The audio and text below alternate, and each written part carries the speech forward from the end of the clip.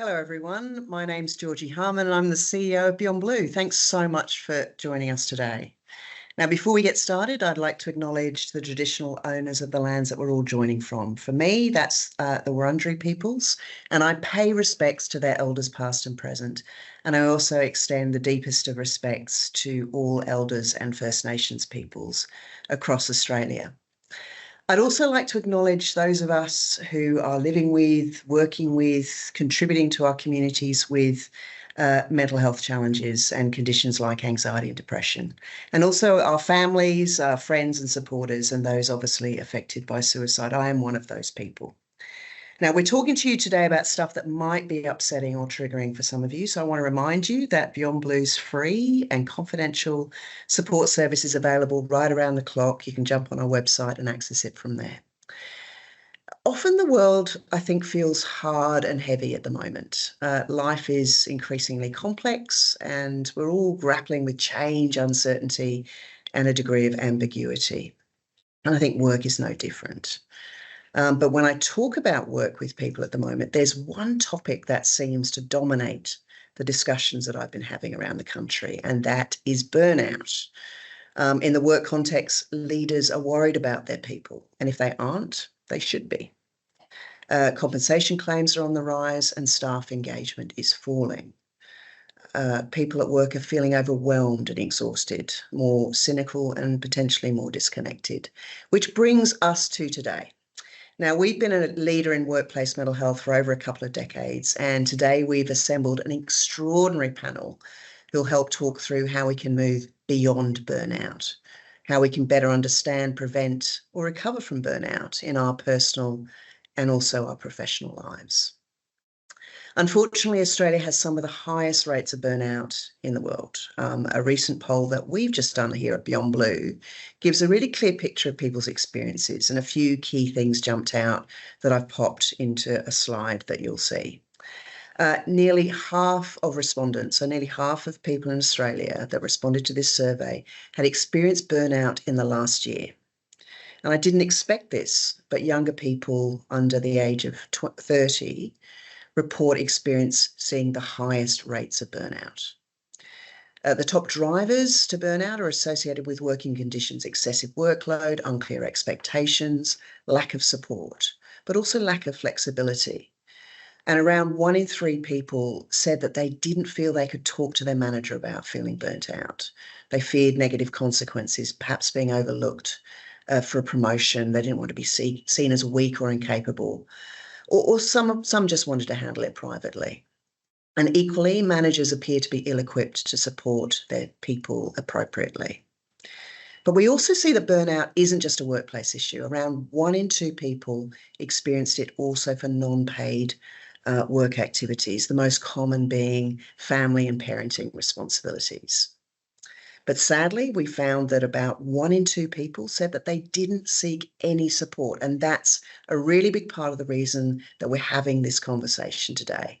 You do not need to battle burnout alone. And before we get to our panel, I want to be very clear.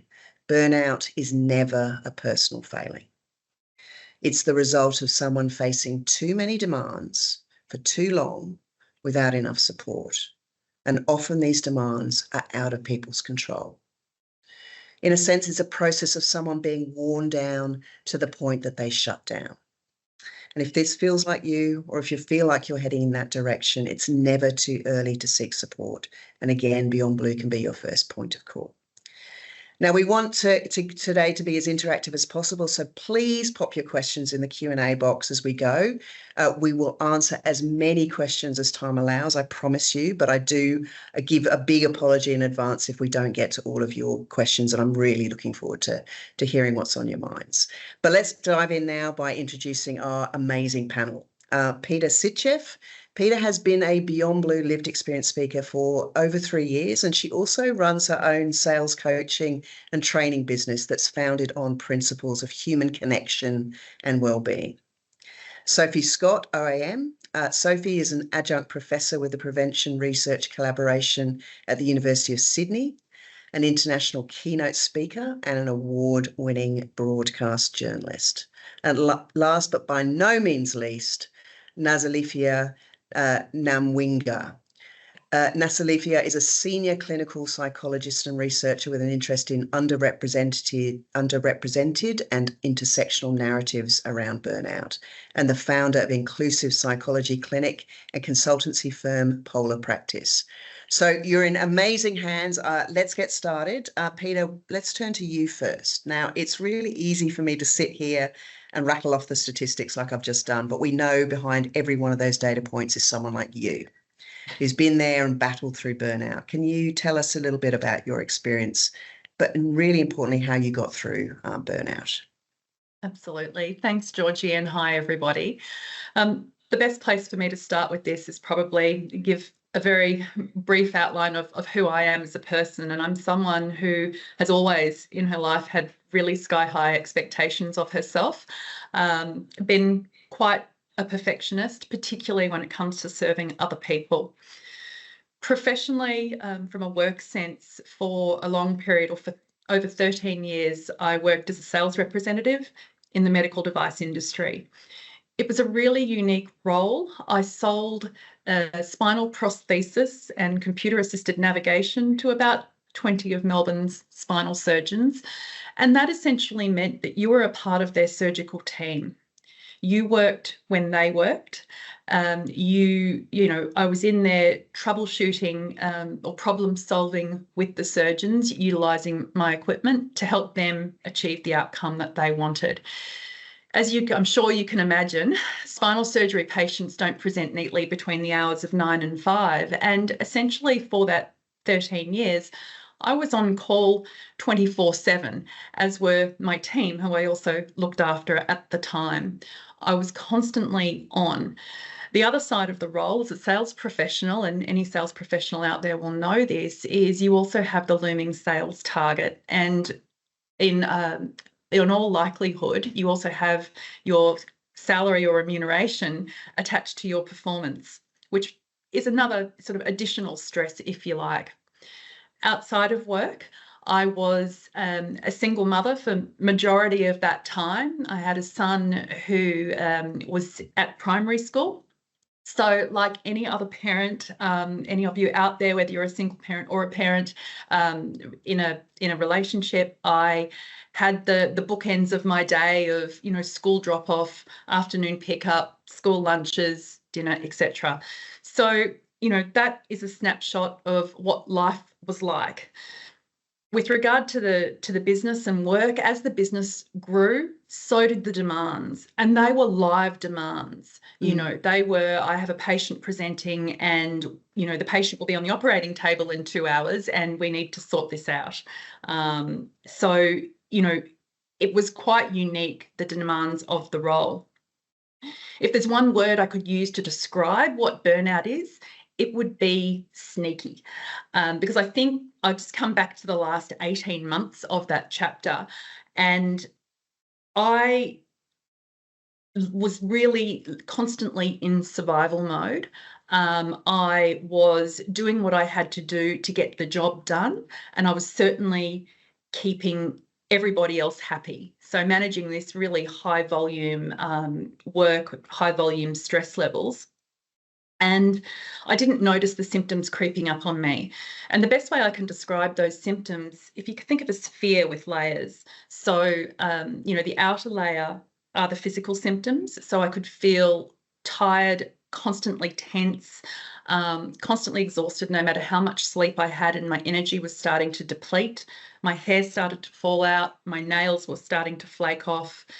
And then the next layer was more of the sort of the mental symptoms. So the symptoms of not being able to cope with the workload I generally could have coped with. It was all starting to become too much. I had a number of panic attacks, a couple which I ended up in the emergency room at hospital. And at that point in time, would it have been enough for me to stop and to listen? Not really, because I didn't really feel like I had any choice. I had to keep everyone happy. I had to keep earning the income to, fuel this lifestyle, which was really designed around survival. It was the time around then where resentment for work started to kick in, and I started to feel just I didn't want to be there anymore. Emotionally, I was overreacting to situations I could normally handle quite well. And, you know, in the end, I was forcing myself to go to work and, you know, to do the job, to keep everybody else happy. And it was like my whole body took over. I felt like I was having an out of body experience at work because my heart didn't want to be there anymore. The only way I knew how to get out of it was resign and escape from that. So, you know, that was the situation when I was, you know, I suppose that was the situation, you know, in terms of when I was first aware something wasn't right. And then from there, I threw myself into my own business, which was sort of like jumping into the fire pot without the support, the practical support or the practical sort of support from the corporation, particularly financially. And then that put on an additional financial stress. And then that was the final layer of stress that absolutely cracked me open and was my rock bottom. From there, so yeah, where did you go from there, Peta? Yeah, so there it was a process of rediscovering who I was. I had no idea who I was without my job title from my previous chapter. That was incredibly difficult. And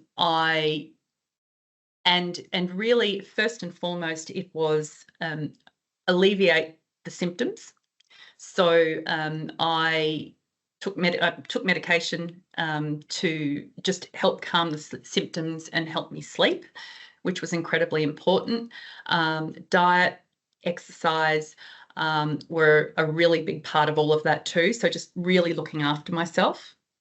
I was under the care and was introduced to a psychologist by a close friend who I got on incredibly well with, and she's still my psychologist to this day.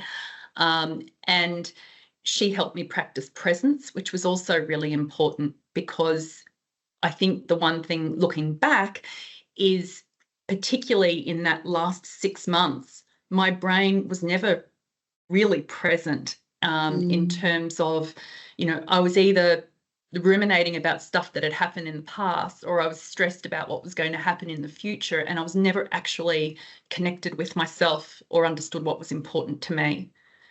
And that formed the foundation of my recovery.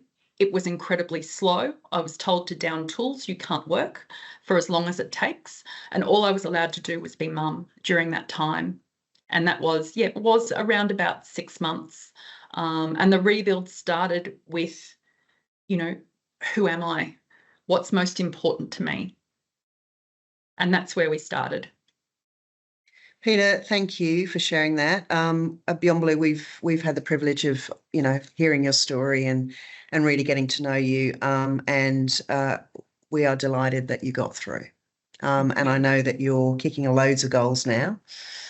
So I'm sure the words that and the way you've described it will give a lot of hope and ideas to people about what to look out for and what to do. But thank you so much for sharing, Peta. Pleasure. Sophie, a few questions to kind of get us all on the same page with language in particular and definitions. Peta's given some really good signals of what to look out for. But burnout to me has become one of those really big words that can be really easily misunderstood or used loosely. It's not stress, it's not overwhelm, it's not depression. So what is it? That's true. And I think I'll go through the World Health Organization definition because when I heard this definition that I'm going to read out to you, that for me was actually the light bulb moment when I realized that I had actually burnout myself. So when I heard these 6 criteria that I'll go through, that was to me that then I realized that that's what I was actually struggling with myself. So this is the definition. You wake up feeling exhausted. You have difficulty focusing at work and at home. You feel like you're always on edge and you can't wind down. You feel like you're not making a difference anymore. That's where that sort of sense of cynicism comes in. And you've lost the joy for something you loved doing, and you start to doubt your own abilities. And it really can happen in that order, you know, and that's the way it happened for me. I started off feeling I'd worked as a broadcast journalist for 25 years, a job I loved, and I was starting to get the physical and emotional exhaustion was the first symptoms for me. Then it was always being on edge, couldn't switch off on the weekends, couldn't relax on holidays, was always thinking about the next story and, wanting to be on, always ahead of the game and always literally thinking about work from the minute I woke up to the minute I went to sleep, and even on weekends as well, never switching off. And then for me, that the last part crept in where it was like you feel like you can't actually do your job properly anymore and you're not being supported enough to do it properly. And it took me a long time. And what I want to say to you, to listening, people watching and listening right now, is that, like Georgie said at the start of this session, burnout is not your fault. But when you're going through it, you really feel like there's something wrong with you. You look around and you think everyone else seems to be coping, but why aren't I coping? And it took me a long time to realize that it actually wasn't my fault. It was actually a mismatch between the workloads and the responsibilities and the pressure and the level of support that I was being offered. And just like Peter talked about, the big thing for me was understanding that my nervous system had been stuck in this survival mode, in this fight or flight for literally years, and never being relaxed and never down-regulating to that relaxed state. And after a while, that just became my default state. So I was just like that all the time, just that switched on. And I realized that for all the success that I'd had in that career, that there really was a big cost that I was paying. And the cost was my well-being and that clarity and that sense of joy and that sense of well-being and that sense of flourishing that we all want. And so it took me, like Peter, it took me a long time to recover.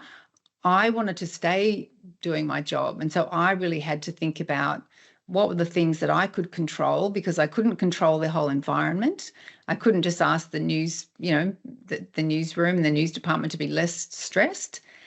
So I had to think about what were the things that I had agency over, the Stoic philosophy of focusing on the things that I could control. And there were things I could control, like what I was doing when I woke up first thing in the morning, instead of just jumping on my phone and starting to, check emails, giving myself that little gift of a bit of time in the morning to myself to set the day up well, and then bookending the day as well. So rather than just work, and then be checking emails even while you're watching TV, but actually taking a bit of time for myself.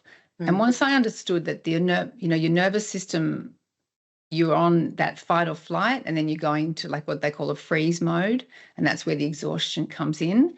Once I understood that, and I also really realized that you can't just think your way or talk your way out of burnout as much as someone like me would like to talk my way out of it. It's a very physical experience. You get the chronic stresses like the heart pounding, and you have that very physical sense of there's something going wrong. And so you really need to think about the mind-body practices that are going to get you well again. So, yeah, when I heard all that, the definition, that was the light bulb moment for me, thinking, this is actually what I'm going through.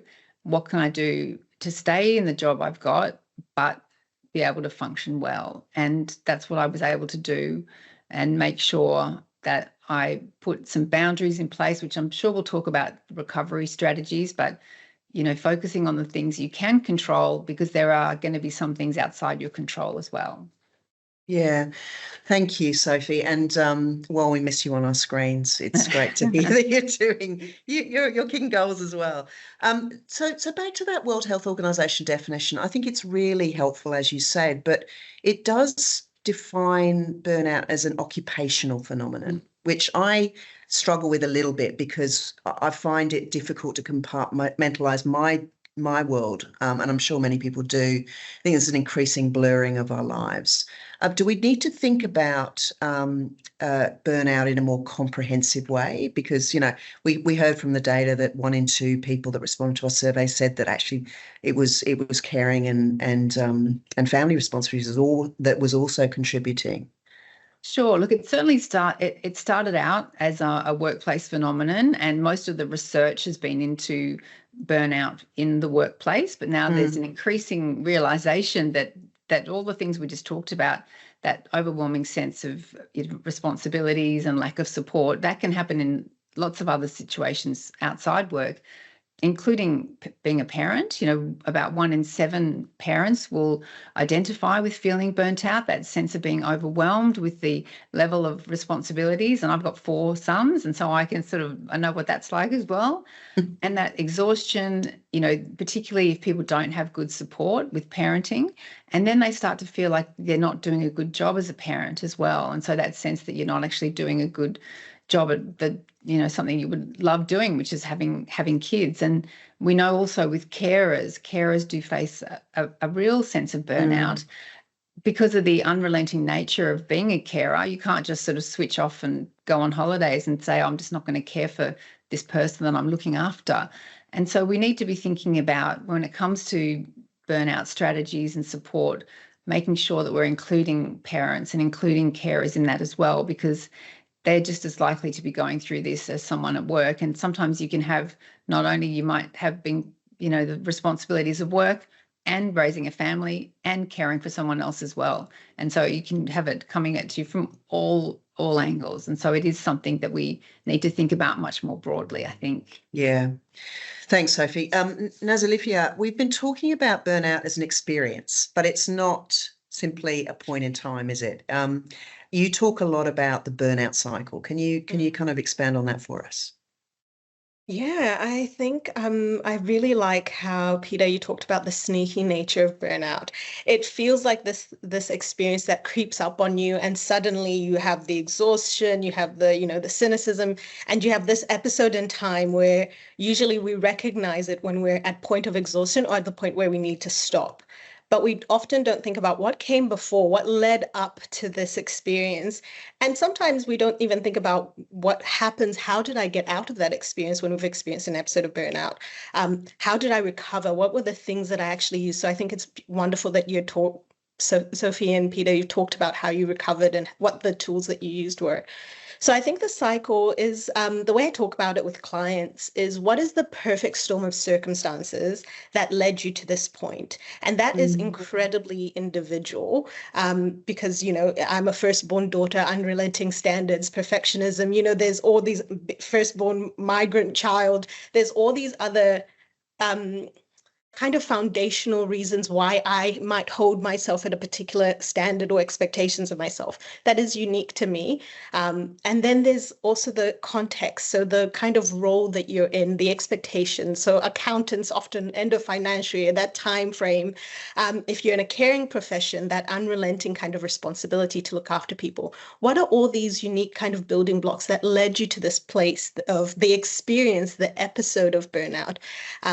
Because it doesn't just happen in isolation. And I think that's the really important thing. It happens in the context of the systems that you're working in, the structures that you're in, the environment, the support or lack of support that you exist in. So thinking about what led up to this point, and then what supported me to get out of this, helps us think about how we scaffold ourselves around the cycle of burnout, not just the episode or the moment in time in history when I experienced burnout, because that's what helps us actually scaffold ourselves for the next time, so that we've put things in place so that I can actually engage in the work that I love. I know how to come back into the work feeling restored and excited about the work, because we are all to an extent really passionate about the work that we do. So we want to come back to it, or we're passionate about the caring role that we have, the responsibility in our families. We want to be able to show up as our best selves in those spaces. So how do we scaffold ourselves? And we need to understand how we get there and how we get out of it. Brilliant. Now, we've been talking a lot about the experience of burnout, and obviously that's going to be completely different depending on who we are and what's going on in our lives. You are an absolute thought leader, and you've been doing some amazing research about the intersectionality of who we are as people and burnout. Can you talk to us a little bit about that? Absolutely. So when we talk about intersectionality, we're talking about the different aspects of our identities and how they interact with our experiences of marginalization.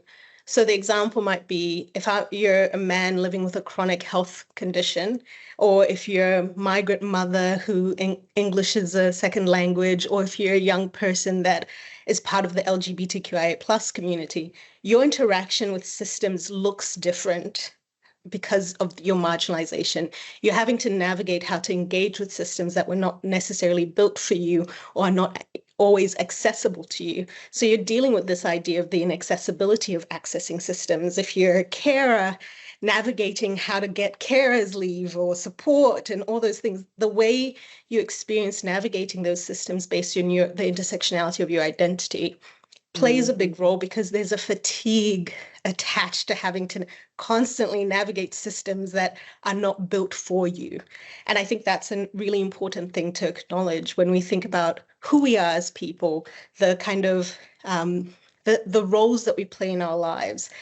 What are the systems that we interact with? So mostly we talk about burnout in the context of work. So when we're engaging with the work system, how does that work? How does our identity show up? How are we scaffolded or supported or not supported? How is our identity uplifted or not uplifted in those spaces? Because that has a fatigue attached to it.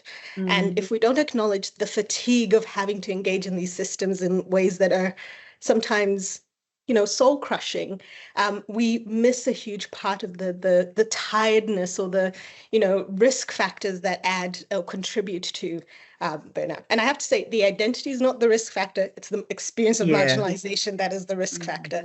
Yeah, and exactly, and the discrimination. Well said. So many love hearts and thumbs up. So it's just absolutely flooding the screen. So that's obviously resonated with a lot of people who are watching and listening.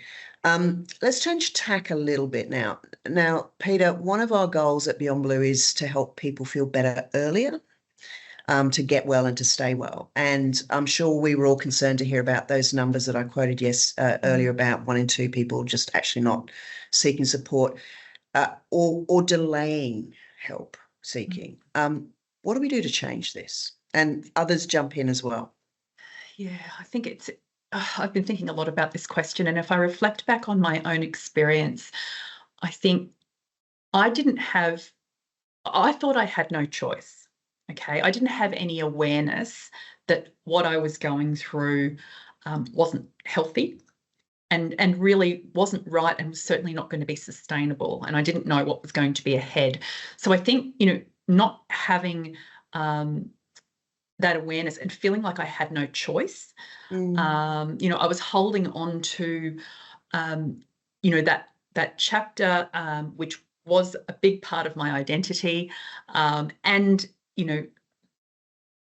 it fueled the lifestyle that I had. There were so many spinning plates, that I had to try to maintain. I was holding on to it so tightly that it was like, there was no choice. So I wasn't really aware enough to go, there was no moment where I went, this is not right. I need to reach out for support. Unfortunately, a number of times when I did, particularly, I suppose, when I started to really feel like I was resenting the work I was doing and falling out of love with the work I was doing, starting to think I need to explore other options, I think I didn't, it wasn't met with the support that I would have liked at the time to provide different pathways. So, I think in terms of how do we change that, I think awareness is a really big piece. And I think the awareness has to be, I speak probably a little bit more from the workplace perspective, given my experience, but I think, we all have an individual responsibility to be aware of who we are and understand what our limits are and what's best for us. And then from a workplace scenario is, understanding the expectations that are being put on, the people within your work environment. What's the definition of success? Are they empowered? Is that within their control? I really think that awareness piece is a really big part about, people feeling comfortable and confident in being able to reach out for help without feeling like it's going to compromise their opportunity. Yeah. I think designing for, we often focus on individuals, don't we? Which I think adds to the kind of sense of blame and guilt and shame. And I think, we've got to really change the mindsets within workplaces around, systems. How do we do things? How do we approach work? How do we look after the 10 in 10, not just the 5 in 10 who might be experiencing burnout in any 12-month period? So is there anything, Sophie or Nasalifya, that you want to add to that? I was just going to go back to the looking for the early warning signs. I mean, I definitely agree. We should definitely take the focus off, while there are things we can all do as individuals, ultimately it's a systems focused problem that needs, that's where the systems need to be. We need to look at that so that we're not going through this at the rates that we've just talked about. And I wish that I had some of those early warning signs. I wish I'd sort of looked into what I was doing, because you're so focused on the work that you're doing. Particularly, people love their jobs and they might be high performers. They're really good at their jobs and you love doing it, and so you just keep doing more and more of it. And I think that saying, if you have a job you love, you'll never feel like you're working a day in your life, it can be a bit misleading, because what we know from research is that high performers are often at greater risk of burnout, because you're giving so much of yourself to your job, so much to your work, and so much, and you don't realize that it's at the expense of other things. It's at the expense of your sleep, or that the cognitive load is just so high. And so one of the things that I've done subsequently that I sort of wished I'd had back then was develop a little quiz that I've put on my website, which is just an energy quiz that you can do to basically track, is my sleep being impacted by the way I'm living? Is my cognitive load too high? Am I not, focusing on my nutrition or managing stress the way, in a healthy way? And if I'd had that quiz to do myself, a few times, it would have really made me realize that I wasn't really coping in healthy ways just by adding more to my cognitive load. And then I would have looked at building in, we can talk about this, there are protective factors you can build in to a busy job, which help prevent you getting burnt out. And one of those is having an identity outside your job. So for me, I was totally focused on just my career, and that was how I saw myself. But we know from research that if you have an identity outside work, you do hobbies and things where people don't know that you're a CEO, or they don't know that you're a psychologist, or they don't know that you're in the medical device industry. They just know you as Georgie and Nasalifya and Peta. That can really help you prevent getting burnt out. Or if you are feeling overwhelmed, you can really detach from work, because people are not seeing you as your job. They're seeing you as a person. So there are a couple of things that I wish I'd known back then. And I think we've got the link to that quiz. So if anyone wants to do it, it's totally free. So, but understanding and tracking your own metrics and your own data can often give you a really good insight into really when you are, sliding into burnout. Because what we do know from research as well is that if you've been through it once, you can easily go through it again. So the things that helped me recover are practices that I still commit to now every single day. They're not something you can just do for a couple of weeks and then, or even a few months, and think, okay, now I can go back to living the way I was. This is the change of lifestyle for life, because you don't want to end up back. I don't want to end up back where I was. And I'm sure anyone else who's feeling burnt out doesn't want to end up back there as well. Absolutely. And in addition to Sophie's quiz, which is brilliant, I think we've put up in the chat a resilience quiz that we put together as well at Beyond Blue. And you can actually just go, I think that's the first thing, go and check in, like, how are you going? I did it the other day, and I was actually quite pleased with the results. I'd just come back from a week's leave though. So anyway, I digress. Nasalifya, last question before we move to the amazing questions that are coming through the Q&A. If someone comes to you and is completely burnt out, what are some of the most common practical strategies that you suggest to your clients? The first one is, if you can, and this isn't always the case with everyone, take time off. We're entitled to leave, take some leave that you can take mental health leave as well. Take the time off and then reassess, like everyone is talking about, assess where you're going. And then I think Sophie talked about this. What are the things that are within your control?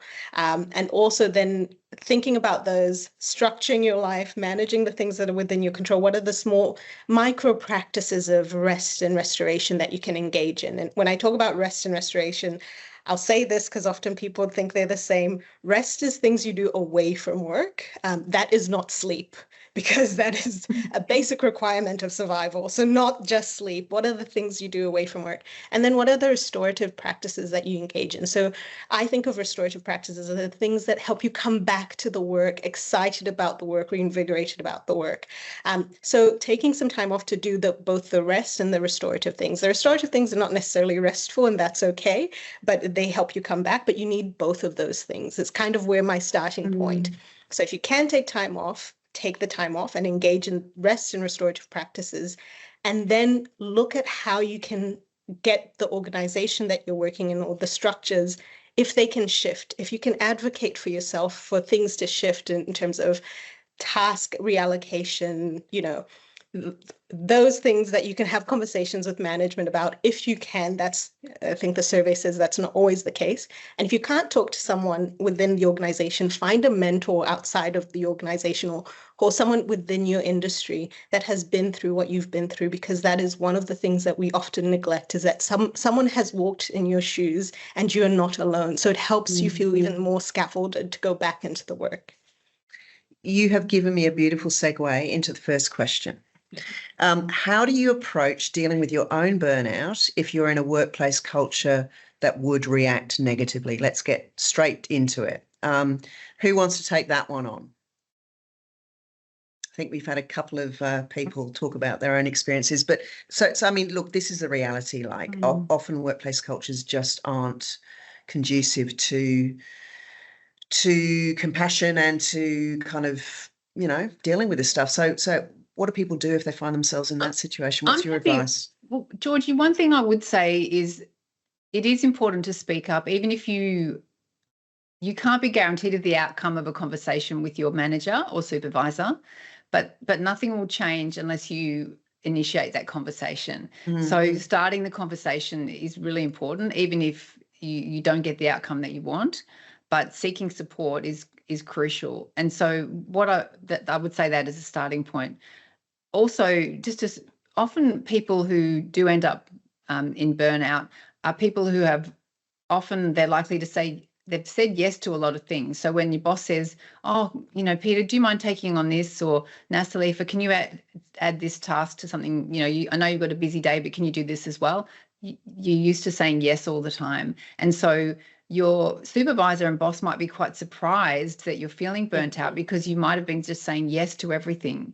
That was something certainly that I had to really reconcile, that I'd been saying yes to a lot of extra commitments that weren't actually a core part of my role. And so even just sitting down with your supervisor and saying, look, I'm feeling a bit overwhelmed. I'd really like to have a good conversation with you about what you see as the core parts of my role and things which we could maybe just set to one side in the short term, and what really matters to you in terms of what I'm delivering for this organization, and just framing it in that positive way to say, look, I really want to be doing the best work I can be doing, and what's the most important things that you see in terms of all the things that are on my plate right at the moment. So that can be a more positive way to approach the conversation, and your boss might then say, okay, well, I appreciate you coming to me. Let's go through everything that's on your agenda and let's work out what our priorities are together. So that could be one way of approaching it. Yeah. Peter, do you want to add anything to that? Yeah, I think the other thing that I would add too is upon reflection for myself, I think objectivity is really important. I think when you have these symptoms creeping up on you, you do start to worry about what everybody else thinks. You do have extra pressure, and that creates extra pressure for you as well, and can prevent you from reaching out for support. And particularly in that environment where you feel as though it's not going to be met in a cooperative manner, being able to build up the strength to actually have that conversation. I think all of us, I think of mental health as mental fitness. It's a constant investment that you make in yourself, just like your physical fitness, to find, your stasis that enables you to thrive. And we all have our own toolbox for that. Objectivity, when I say objectivity, for me, that comes in the form of, professional support with someone I was really comfortable with, which I could speak to safely, and could help me understand too how I was seeing myself, or who could see myself more accurately, because my lens was really distorted at that time, which didn't really set me up well to have a conversation in the workplace. So it sort of provided that safe space. So I think just, having that objective lens on you and that support that you really trust, and whether or not it's a professional or, my family and friends, I couldn't have had, they wouldn't have been the right people, because, they've got a biased lens. They love and care for you, and, but the objectivity piece, I think, is really important. It keeps it real, and quite robust. So that would just be my other comment there to help. Yeah, great, thank you. We have got so many questions. We've got to keep it snappy. How do you heal from burnout when you're in constant stress, Nasalifya? I think there's one, it depends what the stress is, but I think there's accessing the support. So one of the things I was going to add, which might be helpful, is accessing your EAP, Employee Assistance Program. As someone who runs a service that provides EAP, there's so much value in that, because that helps scaffold some of those conversations. So there's a phrase that I use: just because I can doesn't mean I should. So the stress might be because I'm doing things that I can, technically, I have the capacity to do, but that doesn't mean that I should be doing all the things that I have capacity to do. You know what I mean? Just because you've got 2 hands doesn't mean you need to hold 12 plates. So what are the things that you can put down safely that are causing you stress in your life? What are the things that you can hand over to someone else? Because sometimes we don't let people support us because we don't believe they have the capacity, because they haven't built the capacity, because we've never asked of them. So some of that stress relief is about asking of people around us to do things that they maybe have never done, and maybe do not do as well as you do. I think that's they might, but they can still do it though. They can still do it.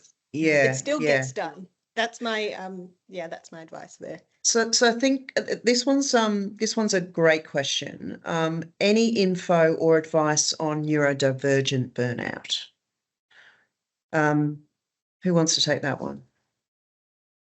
Well, I can. I mean, Nasalifya is our expert, but I will just say, knowing, some women that I worked with who've got ADHD, you can definitely face greater chances of burnout with conditions like ADHD, because sometimes your executive function isn't always, time management can be an issue, and you can procrastinate. And so I think, again, you don't want to feel like there's something wrong with you, that it's your fault, but it's just the way that your brain is wired. And so just to be aware of that as well, that if you do have, say, ADHD, for example, that burnout can be something that you might find yourself more prone to, and then seeking a support from a professional who's trained in helping people on the neurodiverse spectrum to deal with something like burnout, because it comes with its own sort of unique set of circumstances. Nasalifya, do you agree? I absolutely agree. I think autistic burnout specifically can look quite different and can feel quite severe for people experiencing it. So I think it's important to just acknowledge that that is something that happens, and you might need a different pathway to support. So finding an affirming carer that understands it, has an awareness, is what's going to be the biggest kind of game changer, I think. Or just being informed about what that looks like for you. Yeah, great. Tips for supporting a partner experiencing repeated cycles of burnout? One thing I was just going to say is, I find, and this is for supporting a partner in anything, is asking what sort of conversation do they want that's going to be most helpful. Because I love this. It's basically, and I say this sometimes to my husband, do you just want to vent, or can I help you solve this problem? Because sometimes if you say, if you come in straight away with the problem solving, they'll be like, that's not helpful. I just want to tell you what a crappy day I've had. And so and I find it helpful to establish early on, just saying what kind of conversation is going to be most helpful to you in this moment, and then letting them set the tone. And that way you're more likely to be of help to the person that you're trying to help. That's a great advice. Peter, you look like you want to say something. Yeah, no, I agree. And it's probably, I can speak less from the partner perspective, but certainly just from someone who's close to you perspective, is bringing that person into the present. You can't fix everything straight away, but what you can do is understand what support is required in the present moment to alleviate symptoms and create breathing space, which I think is really important. The other point I think is often for people who we can see are struggling a bit, it's very easy to say, my door's always open, or come to me for support. And that actually puts more pressure on the person who's going through the hard time. So I think, just making that effort to connect, bring them into the present, what could support you right now, is really important, which is along the lines of what Sophie was talking about too. Yeah, great advice. Any advice for managers battling their own burnout while trying to support staff who are also overwhelmed? I love this question. Let's go on then. Off you go. Yeah. I think as a manager, the thing that is important is you have to be contained and okay, because the way we show up is different when we're burnt out. It impacts the quality of our work and how we show up for other people. So I think probably one of the first things to do is manage your own burnout, figure out how to scaffold yourself, because that one means that you're contained, you're regulated when you show up into the workplace, and then you kind of want to be a mirror to people, showing them how to manage. But secondly, that means that you have a framework for how you can cope in that particular workplace while navigating your way through burnout. So it's leading by example. It means you're modeling a kind of behavior to your staff, even if you don't overtly say anything, they probably know and see it and experience it. So if you're okay, you kind of show up differently. And then having, using this, saying, I went to this workshop, this webinar, and saying, what do you think? And asking them to have an open conversation about what helps them, because they might be very specific in that organization, in that role, in that team. Supports or scaffolds that people have found are helpful. So bringing the team together to bring up ideas of, because your team might have brilliant ideas about what would actually help change their day to day. So being able to actually have that open conversation. Perfect. I was getting to the point last year where I think I was probably getting burnt out. I remember sitting in my car and I'd been inundated with requests to go and do things and speak at things. And I remember just very clearly saying, I'm going to set myself a KPI of saying no 3 times a week. And it was so empowering because I hate saying no to people. I love, doing stuff, and it's my job, right? And I talked openly about that. So that thing around role modeling and actually saying to your people, it is okay to say no. It starts with us. It starts with people like me. Anyway, it's just one and that's true. From me. One thing, Georgie, leaders have more influence on their teams than they realize. Yeah. They staff, team members will look at leaders' behavior, and one thing I always share in workshops when I'm talking to people is that if you as a leader are sending your staff emails at 6 a.m. or 10 o'clock at night, there's an unwritten assumption that the staff will be on at that time reading your email. And then I remember I said that once to a manager, and he's like, a CEO, he said, I never thought about that. He said, I just think about it and I send it. And he said, But now I realise that if I'm sending an email at 6 a.m, my staff probably do think that they need to be up reading emails at 6, and he didn't want them up at that time reading emails. So he said, I'm not going to do that anymore. And so I think sometimes just checking in with, as a leader, with your own behaviour and thinking, am I modelling the behaviour I want to see in other people, and taking time for myself and walking out the door and going for a walk in my lunch break and things like, even small little actions like that show to the staff it's okay and it's actually important to look after yourself so that you can do a good job in whatever job you're doing. Absolutely. And at every level of leadership as well, not just how do you tell the difference between burnout and depression? I think this might be one for our expert. Well, we're all experts, but apparently. Nasalifya, over to you. I think in terms of burnout, often it's about an external role or responsibility that you're engaged in. So you're doing something that means that you feel overwhelmed by that. So you have these particular symptoms. Depression doesn't have to have an external factor that is the cause. Often it's an internal experience. It's, biopsychosocial reasons why we experience depression. But that said, there might be an overlap between experiencing burnout, especially chronic burnout, ongoing burnout, that might lead you to experiencing an episode of depression as well. So they are separate things. Burnout, the simple answer is that burnout is about a role that you play, whether that's a caring role, job role. Depression does not have to be about a particular role. It is it's an internal experience that you have. But there can be a significant overlap in terms of people experiencing depressive symptoms, even just one episode of depression, interconnected to that. Or because you experience depression, you might experience burnout differently, and it might trigger an episode of depression as well. Yeah.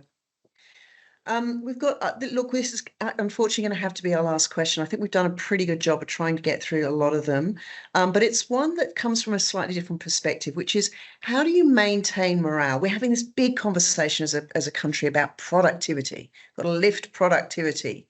How do you maintain morale when you're facing those productivity pressures? We've got to, as an organisations, as businesses, productivity is important, while not putting so much pressure on your employees that will potentially contribute to burnout. So I guess it's the kind of balance between productivity, performance, and well-being and avoiding burnout.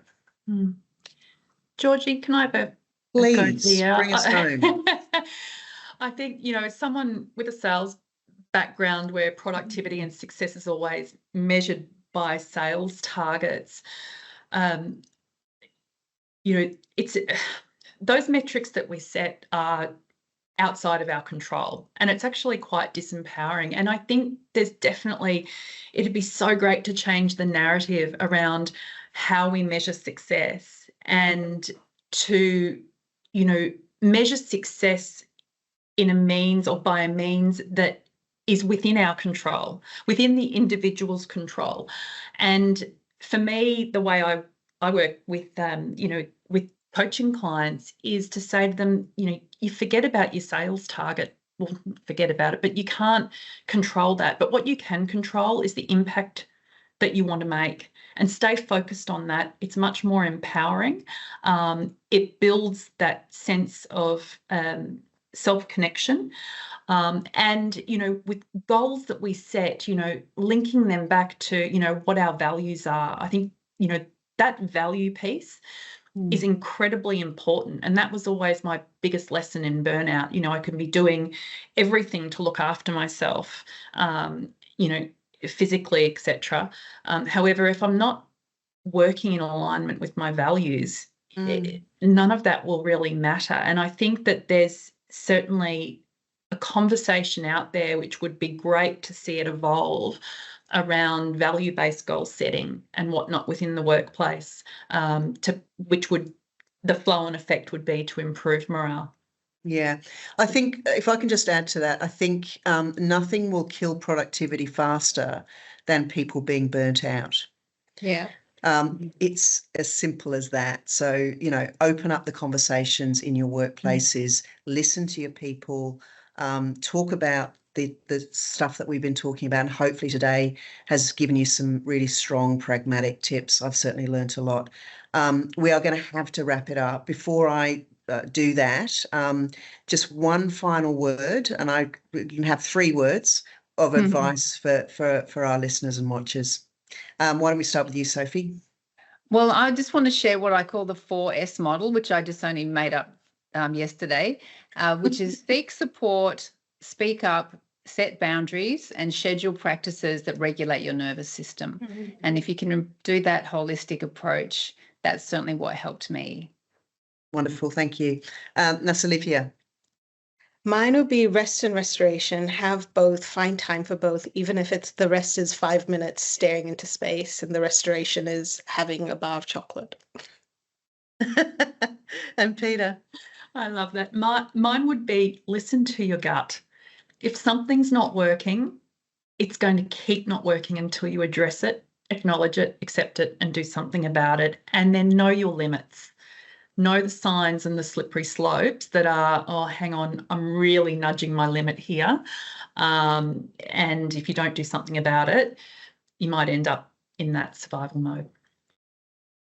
Well, I think you're all wonderful. I've had such a brilliant hour. I've learnt a lot, as I've said. I think you are both all just fantastic advocates for better mental health, and the advice and the pragmatism of the way you've spoken about burnout today has, I'm sure, been really appreciated by our audience. We have sadly run out of time. Can I just, on behalf of everybody here at Beyond Blue, and I'm sure everybody who's spent the last hour with us and who will watch this afterwards, a huge thanks to Peta, Sophie and Nasalifya. You are all legends.